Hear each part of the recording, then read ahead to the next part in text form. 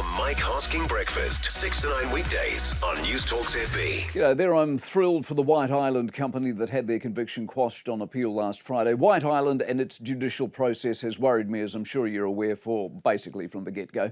Work and Safety appeared to panic in their response to the disaster, and make no mistake, what happened at the island was a disaster and a tragedy, but it was a natural disaster and a natural tragedy, and what level of legal recompense was required was questionable, I would have thought, from the start. But the approach that Work and Safety took appeared to be panic-driven, a sort of a scattergun affair whereby all and sundry faced a barrage of charges in the hope some of the judicial mud might stick.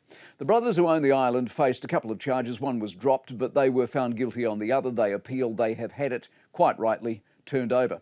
The company simply gave licences to conduct tours. They didn't per se manage anything and therefore could not be held accountable for what others directly did.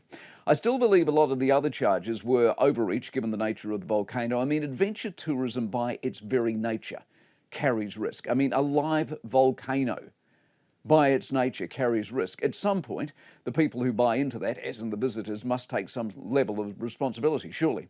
No one, from what I could see or from what I've read, acted recklessly. They weren't crazy. There was no daredevil behaviour involved. It was an unforeseen disaster. As the judge pointed out, given the island company simply handed out the licence, what was there to manage? He also pointed out, quite rightly as far as I can see, that we were dealing with basically bare ground. Not a lot to manage there either. Many of those charged pled guilty, if you remember early on. I am convinced not because they believed they were, but because it was easy, whether on legal advice or not, to simply cave in and pay the money. This quashing is proof it didn't need to be that way. All the charges that were dropped is proof it didn't need to be this way. So how much damage, stress, money, energy and failed businesses do we have from an agency that it looks increasingly likely set about things in a very haphazard, if not dangerous way, and yet are in no way being held to any level of account?